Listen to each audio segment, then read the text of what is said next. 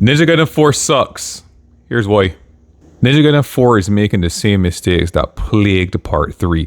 Part 3 had a berriffle of problems, and sure, while it was somewhat revamped in Ninja Gaiden 3 Razor's Edge, it still was a game that just did not perform as well as one might have thought, because again, it has some massive quality of life changes that need to be made. Let's get into it. Ninja Gaiden is still a spammy game. You find one or two attacks that work well and that deals with the majority of enemies, and you just use that over and over and over and over again. I mean, I get the reasoning and the rationale behind it, but overall, who wants to play a game where you just make the repetitiveness that much more apparent? That's not what you want. Sure, in video games in general, the idea is that the gameplay loop or the cycle would have you doing the same things over and over again. But in Ninja Gaiden, it's still too jarring, too boring that you're doing the same thing over and over again. Ninja Gaiden still has cheap, frustrating, annoying, unfun boss battles. I'm not sure if unfun is a word.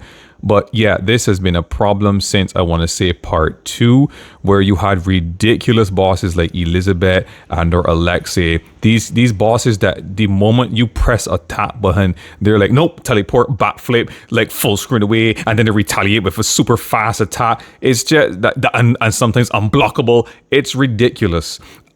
These are not how you make boss battles that are fun. Sure, well, boss battles are supposed to be challenging. That's the name of the game from the time video games have been a thing. They need not be annoying, boring, and frustrating.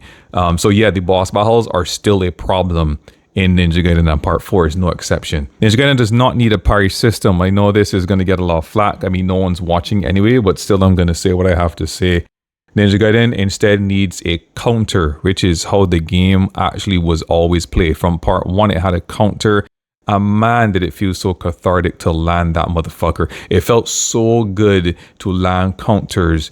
It was so devastating. It felt like you were an idiot and making a really, really risky, bold move to attack Ryu in the first place. So he was an offensive powerhouse, and he was also a defensive powerhouse. If you do anything stupid, Ryu could make you pay for it. And that's why the enemies were so challenging. So yeah, I don't think the decision to include parrying, because parrying is everything now. You got parrying in Souls games. I mean, just now you're going to have parrying in racing games, for crying out loud. It doesn't need it. It never needed it. Ninja Gaiden set itself apart by being uniquely different.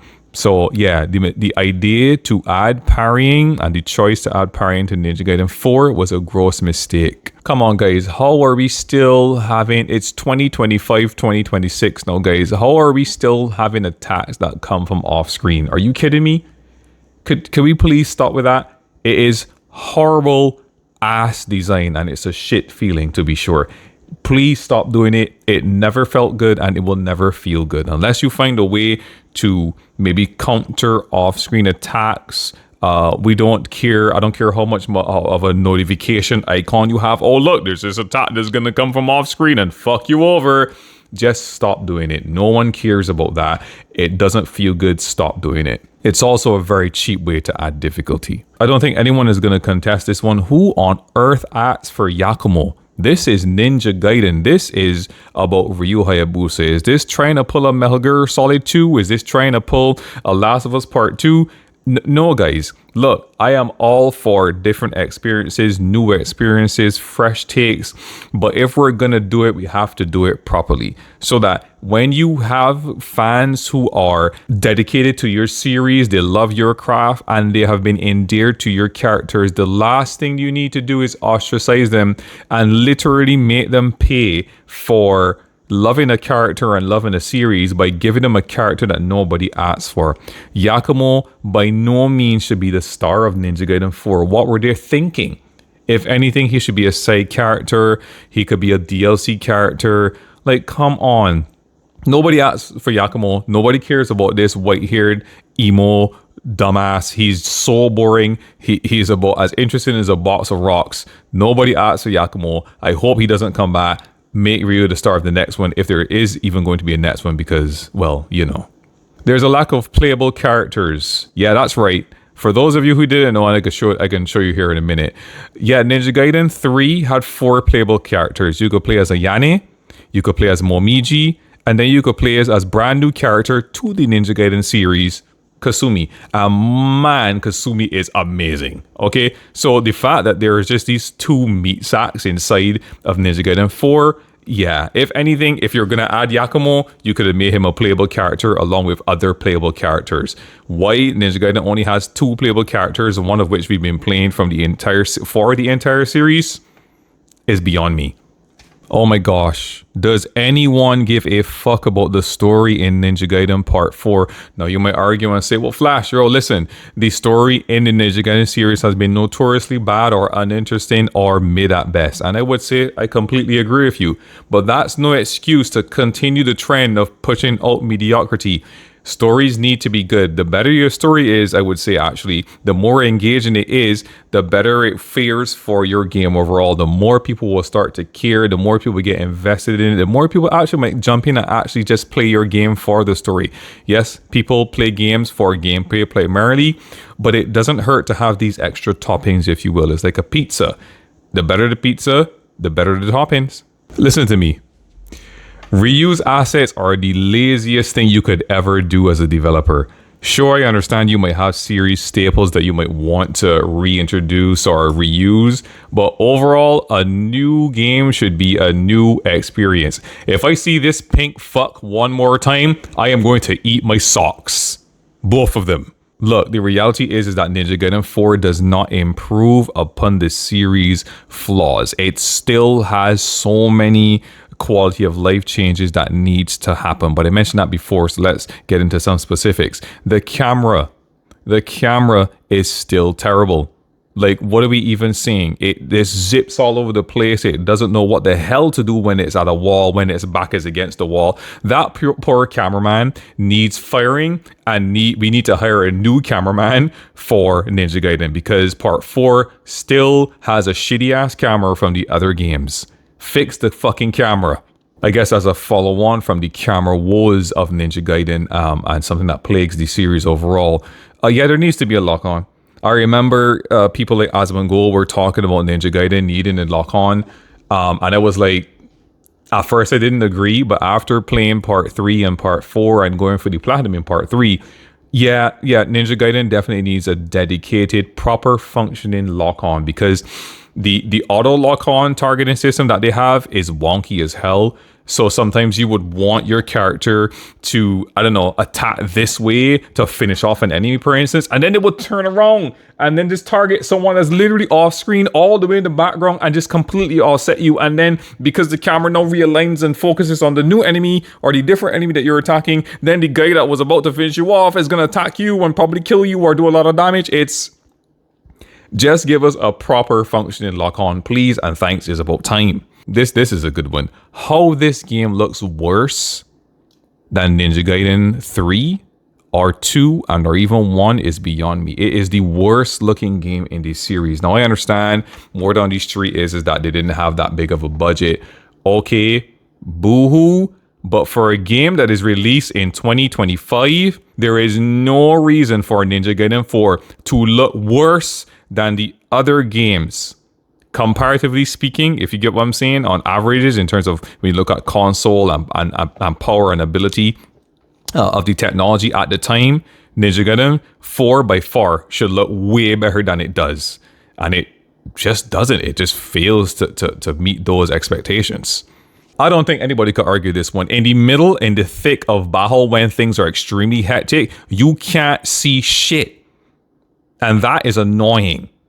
Like, enemies don't need to be obscuring your vision. The screen need not be cluttered with so much bullshit that you just can't see what is going on. That is cheap, it's frustrating, and it makes for awful moments. The fact that you have to, essentially in Ninja Gaiden, run away, look for a good spot to get a fucking breather so you can attack again, is kind of messed up. It's not a good gameplay loop. You just run away, look for your spot, try to divide and conquer in a sense, and dispatch the enemies one by one. In a game, you would think by now in the series, where you constantly get bombarded by enemies, one would think that you would make it in a way where it flows like an action set piece, like a kung fu movie, like a Bruce Lee beatdown, where you're just taking on multiple guys and you're just flowing in the combat and just being a badass while doing so. I don't know. Ninja Gaiden 4 does not deliver on that, and by now it should have been in the series.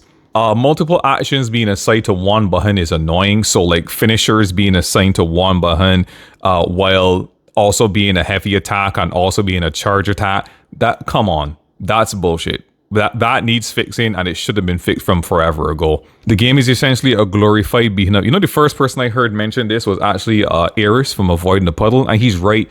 He typically literally bashes his audience and brushes them off as if they're these annoying flies or pests. When they're like, "Oh, Eris, you gotta play Ninja Gaiden or you gotta play Devil May Cry," and he's like, "Nah, I don't really play beat 'em up that sort of way." Even though he did actually play Streets of Rage 4, but you know, we won't get into that. But no, seriously, at first I didn't agree when he said so, but in essence, that's what Ninja Gaiden 4 is, and these types of games are. You just fight waves of enemies, and that's exactly what you do in beat 'em ups. And then you progress, and you fight more enemies, and you progress, and you fight more enemies. Ninja Gaiden 4, and this is something that has plagued the series since part 2. Ninja Gaiden 4 is nothing more than just a pretty much average beat 'em up. It hasn't done anything new to kind of add back the flair that existed from part 1. Part 1 was so good. It had accessories, it had proper nimpo, it had stage progression, it had collectibles. Like, come on, like there were so many things that you could do that literally would be a perfect follow-on from part 1 that is actually quite disappointing what Ninja Gaiden 4, after a long hiatus, has come up with. Overall, 4 has done nothing new and or interesting to the series to make it stand out. Okay, action games in the traditional sense, so that the beat 'em up type action games are a dying breed. Souls games are where it's at right now. So if you want to stand out, if you want to get a piece of the pie, a cut of the market as it were, and you want people to pay attention to you and put down Elden Ring and or put down Neo 3, you're gonna have to do something really, really exceptional. And Ninja Gaiden 4 is just not that. Just look at this player count right here. Let me just show you. The player count, yeah, come on. This is embarrassing, bro. I am interested to see the sales numbers if Microsoft ever releases those, but something tells me that they won't. There's no doubt in my mind that Ninja Gaiden 4 just did not perform well. Look, the reality is that whether you like it or not, Platinum Games did not do their best work with Ninja Gaiden 4. I mean, and before you pull up the pinch force, I'm going to stand my ground and say, just look at Metal Gear Racing. Tell me that Ninja Gaiden 4 is a better game objectively and in every metric than Metal Gear Rising Revengeance. You know what? Let's pull up the data on that. Let's check and see. There you have it. Metal Gear Rising Revengeance is a badass game. I do not think that Platinum Games had any business doing a Ninja Gaiden game. This overall was a gross miscalculation. It was a gross mistake. It is not for lack of ability. I think that Platinum Games is great. They might have bitten off a little bit more than they can chew because they're working on multiple projects as well. But Platinum Games' style of action games is far more flamboyant. You get what I'm saying? I feel like Capcom, for argument's sake, would have done a much better job with the Ninja Gaiden franchise and bringing it back into the limelight. And I honestly feel they would have knocked it out of the park. When you look at it, Ninja Gaiden is more of a grounded, stylish action game, similar to Devil May Cry, if you get where I'm coming from. There's air combos and stuff, while Platinum Games is far more flamboyant. It's far more, I don't know, you're in your face, eccentric kind of thing. So I don't believe that Platinum Games should have been the ones to take the mantle to revive Ninja Gaiden and bring it in the way of part 4. I just think that was a gross miscalculation. Anyway, guys, I think that's it for me. Ninja Gaiden 4 is not the best, and it should have been great, but unfortunately, it's not. I don't know what this means for the future of the series, if there is any, because of course, games cost money to make, and they need to make money, and they need to perform well, because at the end of the day, everything is a numbers situation. Yeah, so. And we'll see how it goes. I, for one, was extremely disappointed. I think that part 3, for instance, is far better, far more fun than part 4, especially, like I said, with all the different playable characters. Kasumi is a badass. If you don't go and try it. Go and play part 3, Razor's Edge. I guess you'll have to buy the collection. A little bit of a promo here for Tecmo Team Ninja. Go on play part 3. And I guarantee you will have a lot more fun than in part 4. It's gruesome, it's brutal, but it's so much fun. And yeah, if you don't like one character, you can try another because they all have their different play styles. But anyway, guys, that's it for me. Thanks for tuning in. Do the YouTube thing if you like what you see, and I'll catch you guys in the next one. Take care of yourselves. I'm out.